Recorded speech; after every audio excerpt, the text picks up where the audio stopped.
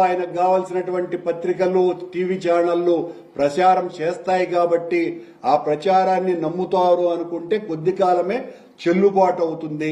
ఒక అబద్ధం కొద్ది రోజులే నడుస్తుంది. చంద్రబాబు గారు లాంటి వాళ్ళ అబద్ధం ఇంకొద్ది కాలం నడుస్తుంది. కానీ ఎల్లకాలము అబద్దాలతోనే పరిపాలన సాగించలేము.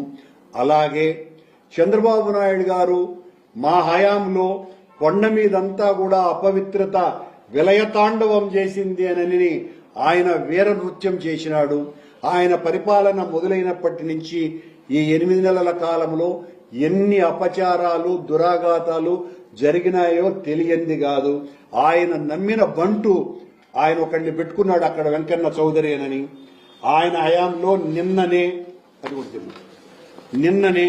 అక్కడ ఉన్నటువంటి సాంప్రదాయాలకు తూట్లు పొడుస్తూ ఎప్పుడో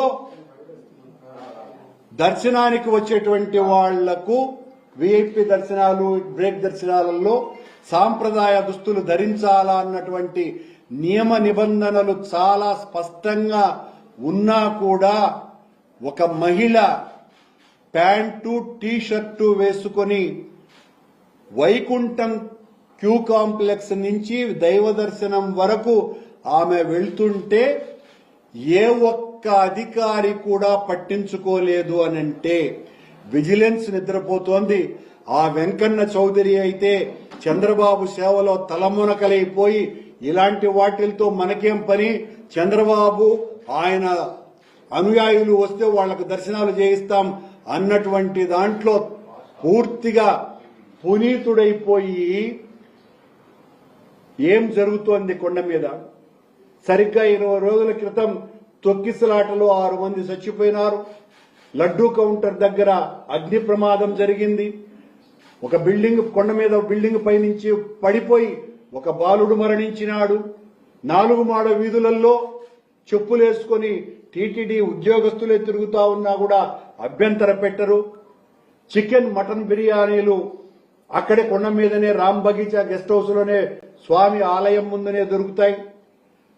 మందు తాగుతూ మందు బాబులు పట్టుబడుతున్నారు. మందు నిరాటంకంగా కొండ మీదకి తగలుతోంది. ఎర్రచందనం దొంగలు ఇప్పటికీ వీళ్ల లెక్కల ప్రకారమే 4 సార్లు పట్టుకున్నారు. ఇది చంద్రబాబు గారి హయాంలో కొండ మీద జరుగుతున్న పాపాల పుట్ట.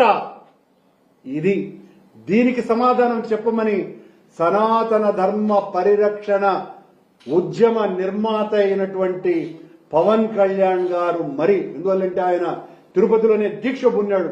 సనాతన ధర్మాన్ని పరిరక్షించటమే ధ్యేయము, మేమంతా కొండను సర్వనాశనం చేసినాము అని చెప్పేటువంటి పవనానంద స్వామి ఇలాంటి వాట్లకు మరీ ఎక్కువగా మీరు సమాధానం చెప్పమని మిమ్మల్ని డిమాండ్ చేస్తున్నాం. Thank you.